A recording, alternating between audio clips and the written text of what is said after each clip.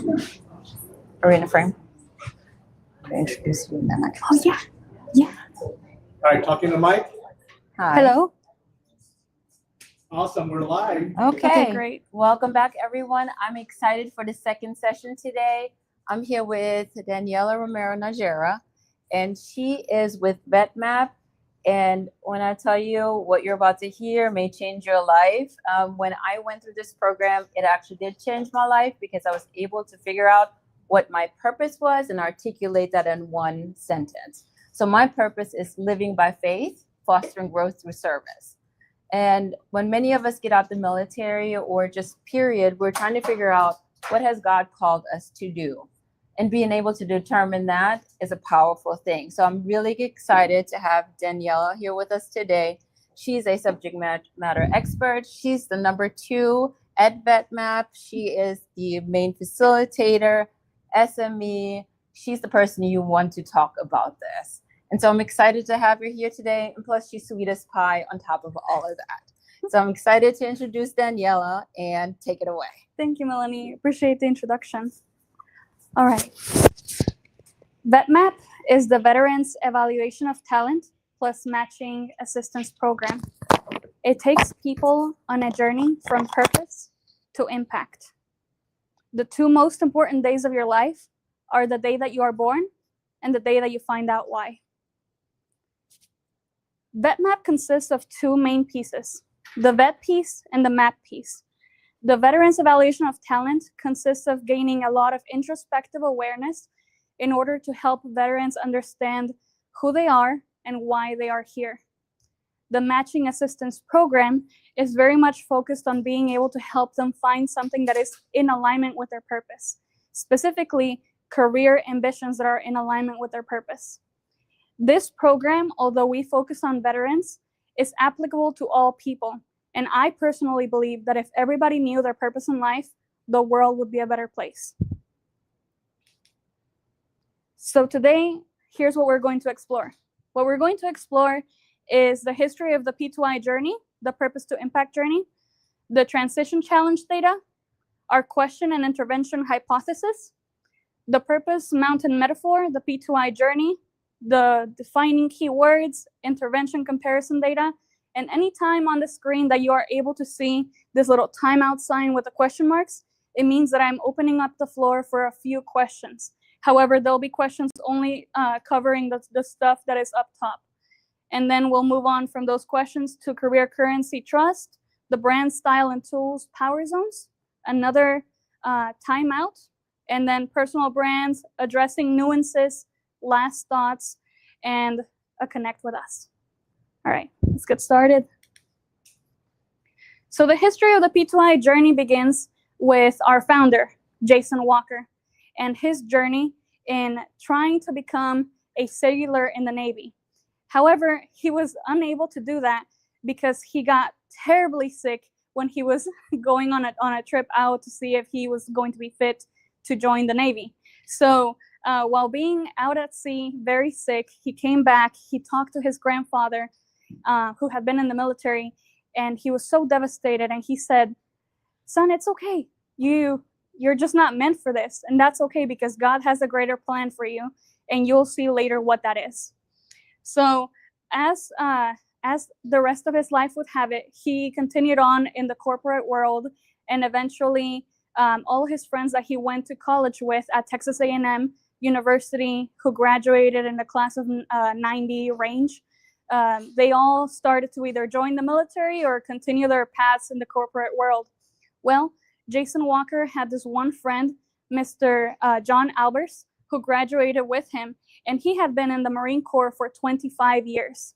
So after being in the Marine Corps for 25 years, he felt very sure that this is what I love to do, this is what I want to do, but you know what? In the military, you can't be there the rest of your life.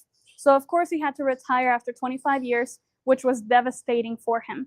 So Mr. John Albers had a tough time transitioning out of the military, and he came to Jason Walker for advice.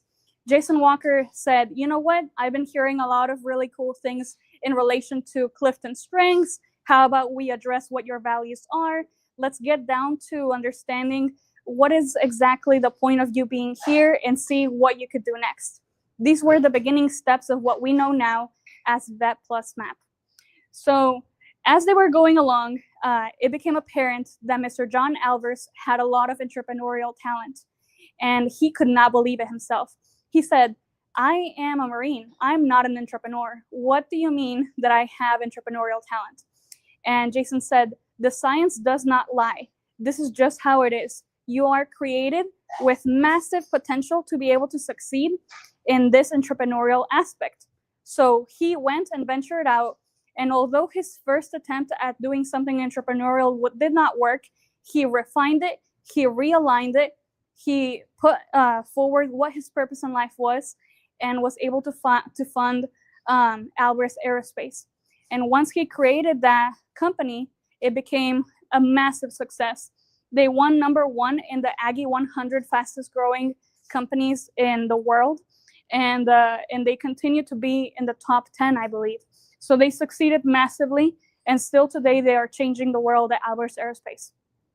Then later, what Jason Walker decided to do was, you know what, I need to focus on the veterans, the population here in the United States that really needs to be unleashed.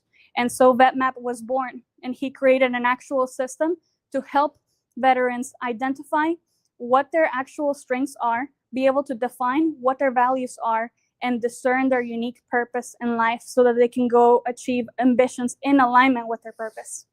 So he started a pilot at Texas A&M University in 2019 after Congress told him, hey, this sounds like a very cool program that we would like to actually put out into the world here in the United States, but you need some data.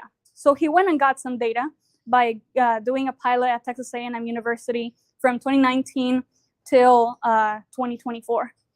And so the rest is history. Here we are. Oop, my bad. This is what I'm going to show you data-wise. Upon leaving the military, and these are the veterans who have chosen once they have gotten out of the military that they want to go down the university route rather than the entrepreneurial route or the I'm going to get a job route. So out of those veterans who say that they want to go out into the world and do this, 45% say that they are not prepared to transition. And then 67% say that they are not optimistic about their future. Personally, this seems accurate to me, but I think that the numbers are personally higher. Are there any veterans in the room? Yes. Would you say that the rates of optimism are actually lower when you get out in this? Yeah, I would say so too. So within the first few years, 67% are not optimistic about their future. And I find it interesting because in comparison from 45 to 67, I dare say that this little percentage right here didn't know exactly what they were facing. So once they got out, it was actually as bad as they thought it was going to be, or worse than they actually thought it was going to be. As far as student veterans' points of failure, which is the point that we are going to be focusing a little bit on just for the sake of data itself, upon acceptance into college, which is the absolute baseline, once they have established we want to go to college and this is going to be the route that we take, and 100% of them have been accepted into college, 33% of them do not graduate. They do not get to go, walk the stage. And out of the ones who do make it, 22% of the remainder don't land a job in the first year after graduating, which is a pretty big deal because a lot of veterans have family members. They have children, they have wives, husbands, etc. And they have to take care of people. People depend on them. So even just 2 weeks of not having a job can impact them a lot. So this causes them to go and seek job after job, thing after thing, throwing things against the wall to see if anything sticks, which is something that veterans are notoriously really good at doing. Why? Because we are very resilient people. And then afterwards, of those that do actually get a job within the first year of graduating, 44% of the remainder don't last 12 months in the first job, and 20% of them last less than 6 months. The average amount of jobs that veterans tend to have in the course of several years is so incredibly high, it's ridiculous. It's so sad. And so that's why we consider the true success rate, for the sake of the data that we collected, to be 23.4% from the point of when they get to college all the way to a year after they graduate. So here's our question. Is there an intervention which could meaningfully impact the points of failure and thus the true success rate for student veterans? So some of the research that we had done actually points directly into purpose, which is exactly what we hoped for when we started doing this whole thing. Employees who know their life purpose and align their work to their unique purpose are statistically advantaged in their life and in their work. In their life, they have higher energy, satisfaction, health, and resilience. And at work, they have higher satisfaction, engagement, connection with their peers, and excitement. So our intervention hypothesis is, if we empower veterans to be able to discern their purpose in life and align that their work to their purpose in life, then we will see significant measurable improvements in those points of failure. So I want to explain how we go about this, and I'm going to use a metaphor for you. So our personal metaphor is that in order to discern the unique purpose in your life, which we are going to refer to as a mountain, we have to look at things clearly. So we're going to imagine that we have binoculars in front of us. And in these binoculars, we have one lens that is called talents and one lens that is called values. In the lens that is called talents are the things that you are innately really great at doing, the things that you do well in how you think, feel, and behave. This is different from skills, which we'll cover later. On the other side of the lens is values. These are the top things that just matter the most to you, the things that actually drive you, the things that you want to do, and the things that help you get up in the morning. Everybody has a purpose. We believe at VetMap that everybody's created on purpose and for a purpose. And there are as many mountains of purpose as there are people in the world. And so in order to be able to discern your unique purpose in life, you have to look through both things at the intersection of what you are really good at doing and what you value most. That's where purpose lies. So by using these binoculars, we identify your mountain of purpose. And then once you identify your mountain of purpose, you start climbing up the mountain, creating ambitions that are in alignment with your purpose. So what's important about this? As far as purpose goes, it is free of context. That means that it is free of any kind of borders that you have ambitions-wise. It's not something that you achieve, it is something that you live in. My personal purpose in life is to be a conduit of grace, advocating for truth through a flame of conviction. And ambitions that are in alignment with that purpose are certainly not things that would lead me astray from being a conduit of grace, certainly not things that would deter me from being a flame of conviction. Ambitions in alignment to that purpose would be things like the things that I'm doing today, speaking to you about this amazing program, right?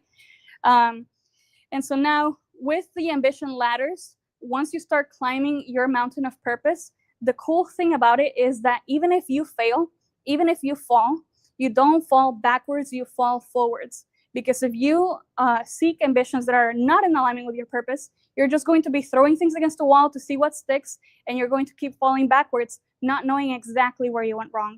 But when you do actually know what went wrong, it's a whole lot easier to actually redirect yourself. The rungs within the ladder represent the goals themselves that you put in front of you in order to achieve these ambitions. And in addition to this metaphor, I want to put our minds into another perspective. Anybody ever done land navigation with compasses? Yeah? So as far as land navigation goes, when you're walking down a line and you say you have to go somewhere like 3/4 of a mile, and your compass is just 1 degree off, you won't notice the difference too much, but it'll be there. You're going to end up somewhere slightly different. However, if you keep walking 10 miles, 100 miles, and your compass is just 1 degree off, the difference is going to be astounding the further that you go. Now translate that into years. In 6 months, you might not realize the difference of how off you were, but in 10 years, in 30 years, you'll end up somewhere that you had no idea how you ended up there. And that's exactly what we want to account for, because at VetMap, we believe that it's never too late to identify and discern your purpose in life. The important thing is that you just do it. So here's the p2i journey broken down into actual pieces so that it makes sense. We start with talent, in discovering your talents and understanding the power zones that you have within yourself, how you work in the areas of work, what makes you unique in the innate ways that you think, feel, and behave, and how you can turn those into strengths. You turn talents into strengths by being able to invest time into them, by learning, and by putting effort into them. And we coach people one-on-one in order to attain this. Then comes the next step, which is define your values, where we have veterans and people define their top 5 values in life and be able to actually put a tagline next to them to what these things mean. And then we have purpose. At purpose, this is the point where we take both point A and B with talents and values and put them together to find the intersection between the two and discern their unique purpose in life. After that, we go into ambitions, where we help veterans describe like what kind of ambitions they actually would think are in alignment with this purpose.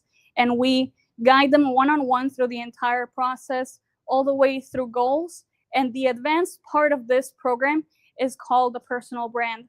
And the personal brand is important in that once they did the hard work of being able to describe all of these steps and being able to define what the next step in their life is, then they will be able to create a personal brand where they can actually describe coherently and confidently what it is that they are doing and why they are doing it. Why? Because most people don't take the time to say why they do the thing that they do. They just say what they are doing. And that's personally my most boring question. What do you do? How about ask me, why do I do what I do? All right, so let's get down to some actual definitions so that we know what we're getting into. So what is talent? We're using the word talent in terms of Gallup's Clifton Strengths talent definition. And we're using the term of talent here because we have figured out that this is the most accurate test that actually tells you what it is that you have within you. So not to say that this is the only test out there that can actually measure what you are good at doing, but this seems to be the most reliable one. So talent is a natural recurring pattern of thinking, feeling, and behaving. And where a strength equals a talent times the investment itself that you put into it. And so then what is purpose? I don't feel like I need to define what values are. Values are the things that you value. They're the things that help you wake up in the morning, right? But purpose is, VetMap's purpose definition is the essential aim of one's life, the mountain itself.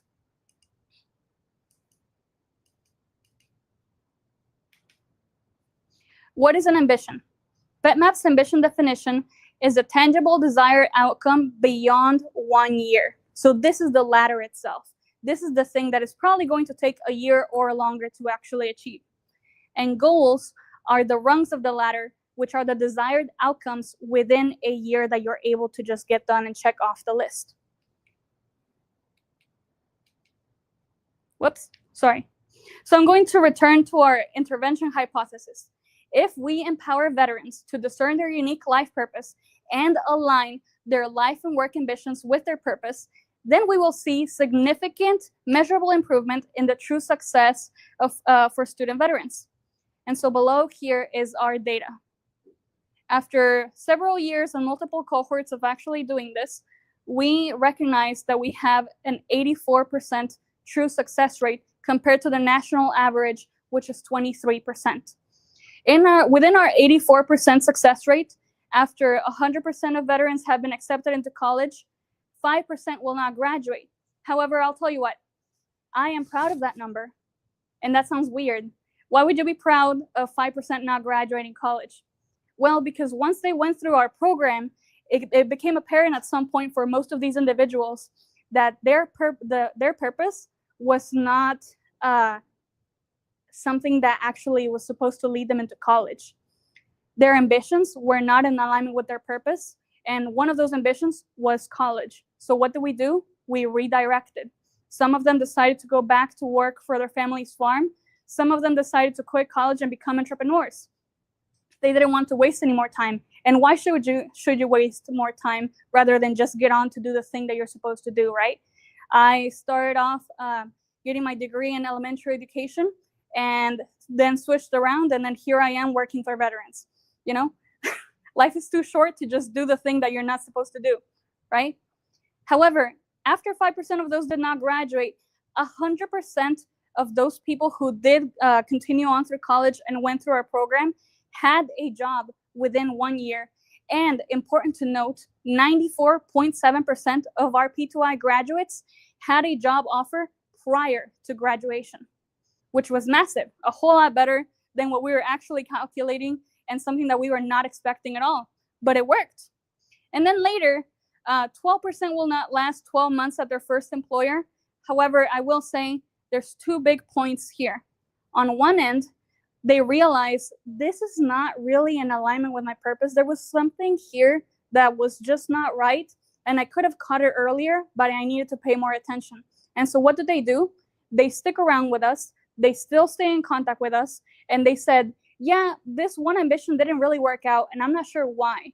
But once we actually looked at their stuff and all the hard work that they did, then we were able to recognize, oh, this thing was in conflict with one of your most important values, or, oh, they were not actually utilizing this talent of yours, or, oh, you know what, you were not quite designed for this kind of job position, and for whatever reason at the moment, they didn't recognize that.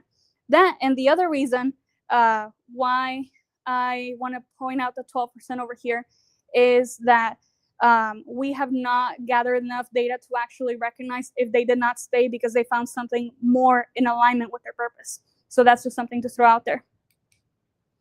Okay, this is a timeout for me. Do you guys have any questions based on the stuff that I've covered so far? I didn't have the resource in p2i. Is there you just like, how do I search for that program? For the program, like on a website, our website is vetmap.us. Yes, sir. So I really like the land nav example. Sorry, I really like the land nav example you used. Not because of the purpose, but because when we actually do land nav, if you do what you described, you're going to fail. Yeah, you will, and people who have done that know that you're going to fail. You have to use, you always have to maintain your awareness where you are. Use your terrain to associate the terrain on the map with the terrain that you're seeing and where you're going. The other thing that's helpful is to not necessarily go straight there and try to blaze your own trail. You want to use the roads that are already established, get on those roads, and then know where to go off those roads. So it works on several levels. So I really appreciate that. That's all I have. I'm sure I'll have more comments at the end. But yeah. Well, I'm so glad. Thank you so much for your comments. And I'm glad that you were able to identify the deeper meaning behind that, because it's really a good metaphor. Appreciate it. Anybody else? Any questions? Not necessarily a question, but I really like the call out of recognizing that sometimes we go down paths either because that's what was already, maybe your upbringing, your the live experience, where they want you to go to college, or they want you to even go into entrepreneurship, and maybe you do want to go to college, those kind of pieces, and having the bravery to pivot. I think that is just an excellent call out in what you're sharing, is that bravery, the courage to be able to say, maybe I actually want something different, and that's okay. Exactly.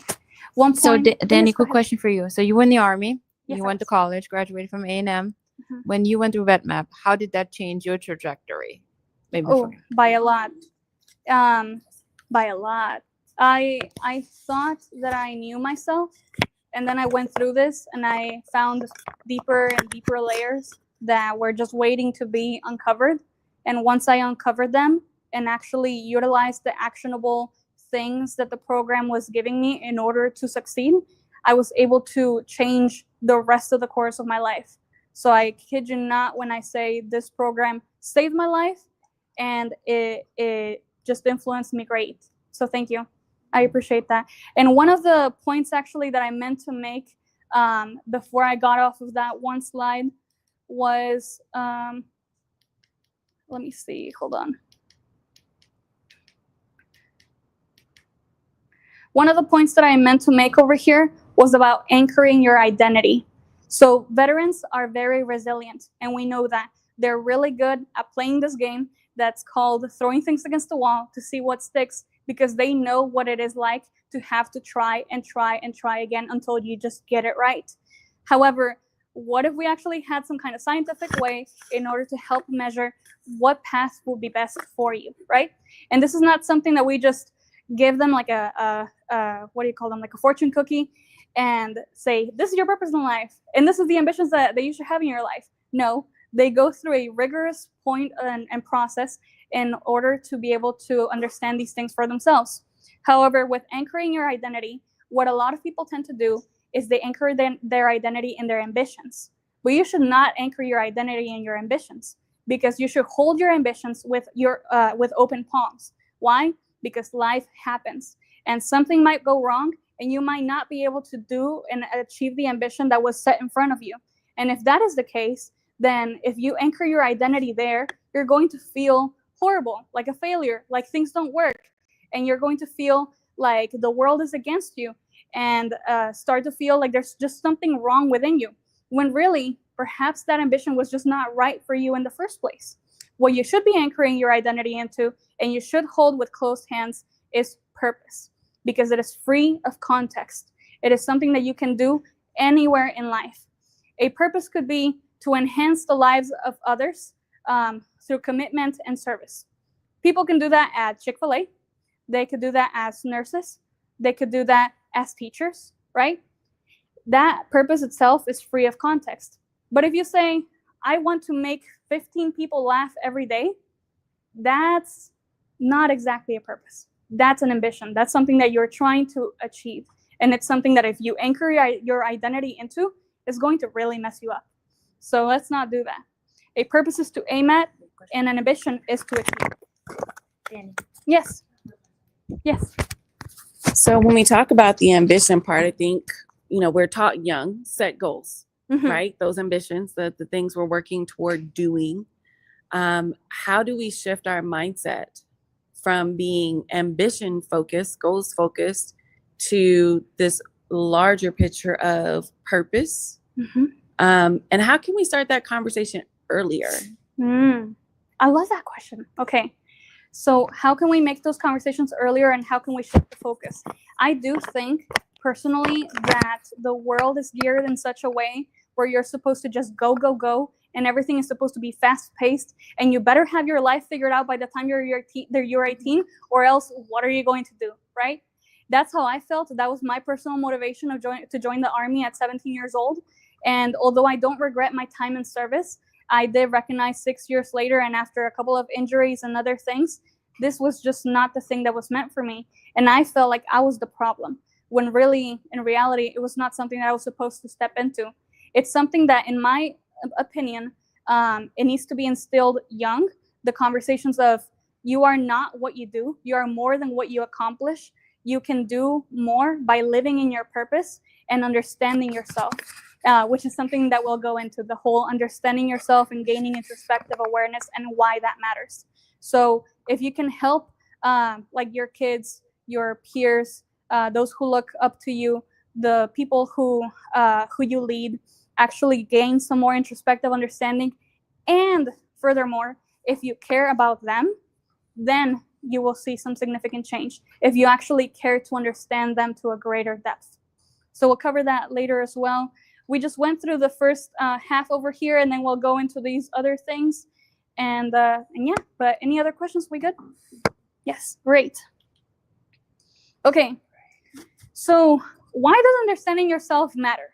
Well, it matters because I think that in the greater perspective of the world, one thing that really matters is trust.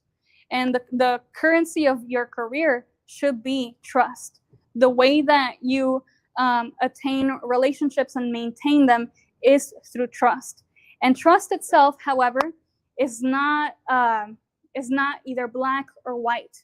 It is contextual. So I'm using a part of a framework from Dr. Henry Cloud's Trust, which is a great book, and in order to help y'all understand this. The first half is universal, meaning this is simply what trust is universally and what people tend to understand. And the second half is contextual. So let's start with universal. First, it starts with understanding. Do you get me? And I'm going to go into the pieces after I explain each one. Intent. Are you for me? Competence. Are you good at the task?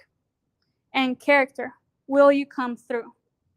The first three here are more flexible. As time goes on, you tend to find out more about their understanding of you or your understanding of them, their intent for you, and their competence fluctuates and either increases or decreases. However, character is the one thing that is actually fixed. Fixed in the sense that you either have some of those character traits or you don't in order to achieve the task desired. For example, Melanie McCoy, I have high trust in. I have high trust in her capacity to be able to create a whole system and program and something like this for us to enjoy today. I have massive trust in her ability to do that. However, do I have trust in her performing heart surgery on me? Probably not, right? Does that mean she's untrustworthy? No, it just means that the trust itself is contextual. So let's go into those phases. The first phase is understanding. Do you get me? And this is where we're going to go through this glasses metaphor. So think of a person, any person, and think of just how much they actually know themselves, how much evidence you have of they actually understand themselves introspectively. They have language to articulate what they are good at doing, what they value, why they do the things that they do. Now, however full the glass of water actually is, like it represents how much they actually understand themselves. So if they understand themselves to a greater depth, that means that they have a greater capacity for them to understand you. And that's what you hope for in a leader. You hope that a leader is actually going to be introspective, that they know themselves well, that they know why they do the things in the company that they do, and that they can articulate themselves in that way. However, you encounter another person who has a smaller capacity for understanding themselves, and this is the absolute limit, the capacity that they will have to understand you as a person. Why is that a problem? Well, first of all, because in order for them to get to this point, this very shallow point, that means that if they take the time to understand you to the great extent that they have understood themselves, which isn't a whole lot, that means this is the capacity, this is the bandwidth that they have to actually get you. So how much are they actually going to spend trying to get to know you in comparison to this? Probably about less than a fifth, right?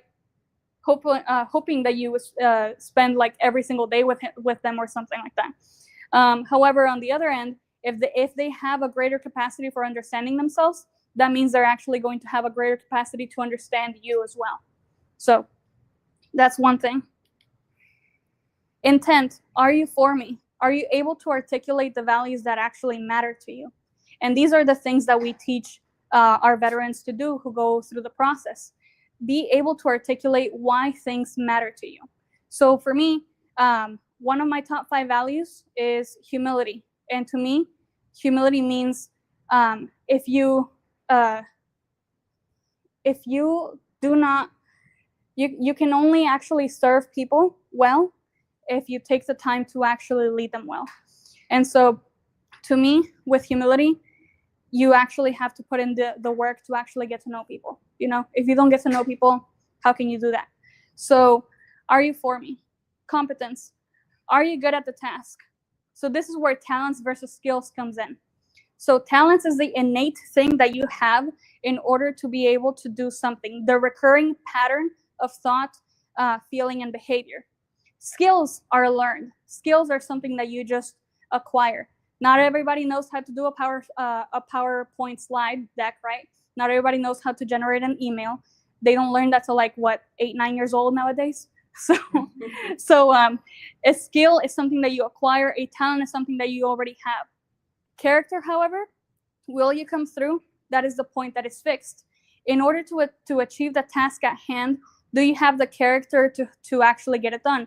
Are you kind and calm, or do you need to be tenacious and hard, etc.? Okay, now, after going through the whole point of actually understanding trust and helping our veterans understand this is why you should use this as a currency model, then we help them also understand, in order to get their personal brands and everything done, what their power zones are, what their domains are, and their talents, which we call their brand, their style, and their tools. At a very high level, the power zones are the area of work in which people actually get something done. So at the point where they are able to articulate in which point of the process they are at, from actually being 50,000 feet in the air and actually landing. So what is the point that you are at in power zones? As far as domains, their style, these are the domains in which, through the Clifton Strengths test, that we calculate what they have. So I personally lead with relationship buildings, talents, then strategic thinking, executing, and then influencing. And the talents, the tools, are the stuff that are in the weeds. And these are the specific talents that are called in order to actually serve you in what you are trying to get done. The optimal match, in order to find something that is in alignment with your purpose, would allow you to have a certain level of job crafting or through an entrepreneurial path. So the job crafting method, it starts really with understanding yourself to such a great extent to where you can advocate for yourself in what you are good at doing and what you are not. And these things start in the interview process, which we have had great feedback from the veterans that go through our process, saying, yeah, this actually really did work for me. And they said that I've had one of the best interviews in the entire process that they've ever seen. And it's very much because they are very open and honest from the get-go.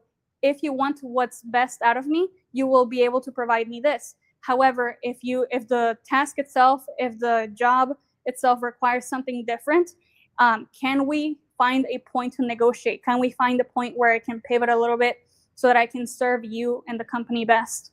And also, it allows them to see you open and honestly, but you also gain a very important sensor within you to spot the red flags that you otherwise would have missed and you wouldn't have realized until 6 months, a year, or 2 years into a company, which is what we don't want. We don't want them figuring these things out so late in the process. Life is too short for that.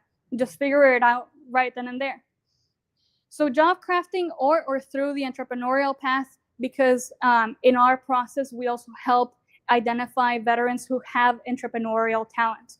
And once we identify that, we also place another specific test for them to take so that we know how to serve them best and how to lead them better and what kind of resources to send them into.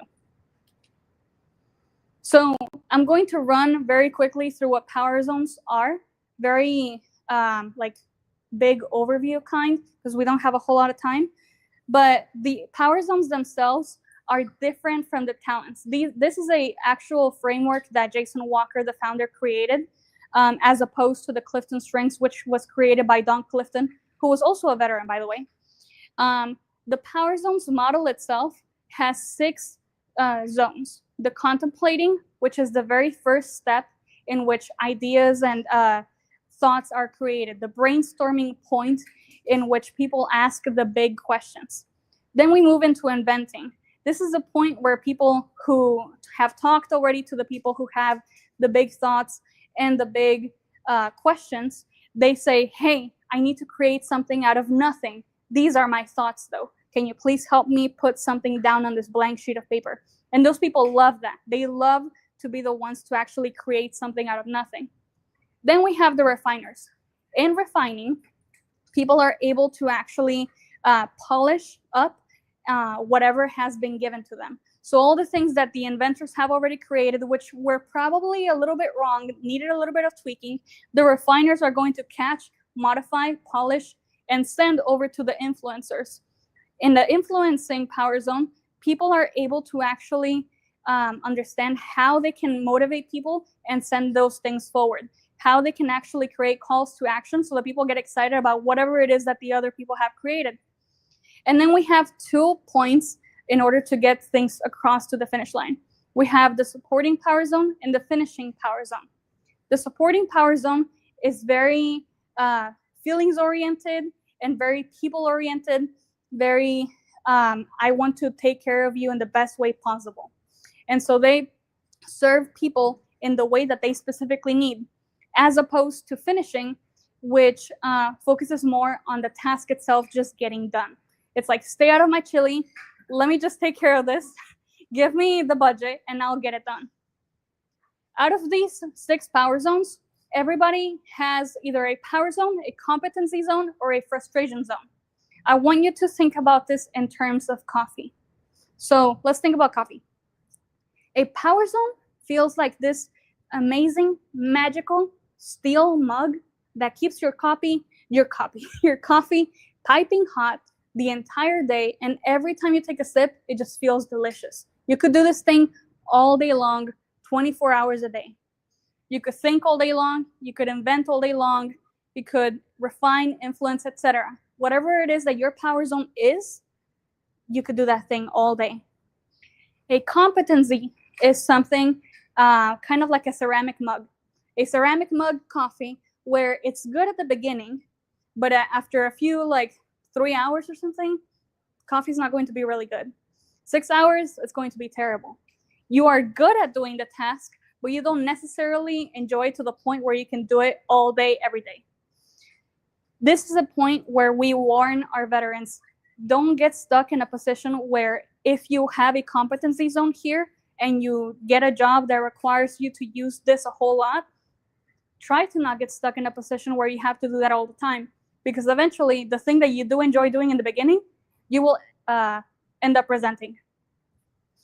And the frustration zone is like getting coffee at the 7-Eleven in the middle of the night, and it just tastes nasty. Something's growing in there, and you just know it's not going to be good. That's what a frustration zone is. You try to stay away from those. So by understanding these things and gaining some deeper introspective awareness, we help our veterans understand and actually voice out what are the things that you are actually good at doing and what are the areas of work that you are most powerful in that will help serve the companies that you're going forward and applying jobs for, or things that you can partner for entrepreneurially. So 50,000 feet is where contemplating starts, all the way down to finishing. Say you're going to take a trip. The contemplators are like, you know what? Let's think about all the people here. They're all from really cold countries, et cetera, et cetera. They're from cold regions. Let's take them to Hawaii. How do we get there? The inventors say, oh yeah, we're going to have to take this route and we're going to have to do X, Y, Z, and this is the plan that we have for you. Refiners are going to say, let me look at that actually. Actually, you missed this one step. Let me just refine and polish that for you. You didn't really quite think about this right, so let me just refine that for you. The influencers are going to say, okay, guys, we're going to Hawaii. They're out there in the airplane and they're saying, hey, this is the plan and this is how we're going to execute it. Let's get excited. And the supporters and the finishers are those who are going to be people-oriented, keeping everybody on task. Everybody's going to be very happy and calm once we land. Here's a little coconut drink so that when you step off, you're in a good mood. Finishers are like, okay, people, you're going to grab your bags and you're going to go, and we're going to get out of this plane in less than 2 minutes. Let's go. Okay. Any questions? And I think I can only take maybe 2 questions. No? Okay, great. Thank you. All right. So next up, is the actionable plans that lead to tangible results. These are the personal brands that we have our veterans do once they complete the process. And we have this really cool thing in the program where we take veterans who are from the Texas A&M cohort, and we help take them to the Alvarez Impact Conference. So remember Mr. John Alvarez from earlier? He now helps fund VetMap in such a great way, and he has become such an influential part in order for us to do what we're able to do. So we take our people through this, and we take them to the conference in where they are actually able to talk about all of these things. So the personal brands are these essentially part of this, which I'm going to show you. You start off with the Power Zone moniker. I am personally a contemplator, refiner who supports. So I contemplate, I refine, and support. My top 5 talents are intellection, connectedness, empathy, input, and belief. And my top 5 values are truth, trustworthiness, courage through authenticity, humility, and wisdom. I can explain each one of these to a great depth thanks to the personal brand itself, which I'm not going to read to you in its entirety because it's a lot. But out of my top 5 talents, my personal favorites are number 1 and 5.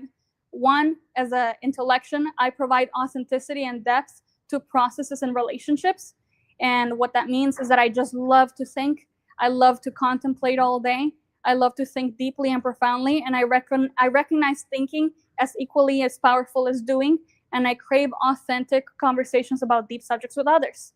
And as far as belief, that's my number 1 way of executing. And I define that as a flame of conviction. To me, my actions are directly driven by my true north, which are my values. And I help others stay true to their mission by making and upholding value-based decisions. In order to do this, I support teams as an anchor, and I am steadfast as by my inner compass itself. And I also think it's important to note sometimes what are the things that you're not really good at doing. So as far as talents go in the Clifton Strengths model, we don't believe in weaknesses. The things that you have at the bottom are not things that you need to fix. They're just simply things that you have less talent in. What's actually a weakness is something that gets in the way of your purpose, in the way of your success. So for me, my bottom talents are communication, deliberative, includer, strategic, and maximizer. So I am not a person that loves to speak in public, but I am able to do certain things and create some impact through my belief. And here are my values. And then we create a purpose, method, impact statement to actually help people understand what it is that you do, how you get it done, and why you do it. So the idea behind this is, if you continue to live your purpose in life, what would be the footprint that you would leave behind? And this is the far futuristic kind of mindset that we help our veterans have, so that they recognize, if I continue to do this, I will actually leave some impact behind. And this is where the purpose to impact journey really ties in together. So this is part of my values and my purpose, method, impact. So as far as my purpose, method, impact, the biggest thing for me is that I hope to inspire others to transition from being passive participants and become active agents of their lives, and therefore ignite the lives that they touch, creating a wave of deep-rooted influence. And so lastly, I want to address some nuances. I'm not going to stand up here and say, this is the thing that will fix your life forever and ever, and nothing ever in your life will go wrong, because that's crazy. That's some kind of crazy assumption to make, that by following this model, you will never have a problem in your life.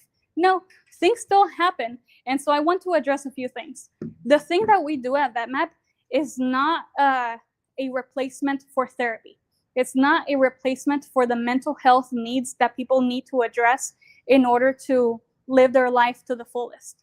If we recognize some kind of mental health need in a veteran, we are able to create a really good environment of safety for them, to where we are able to have an open conversation about, have you thought about how this might affect you mentally or emotionally? Have you seen any kind of patterns where this has affected you negatively?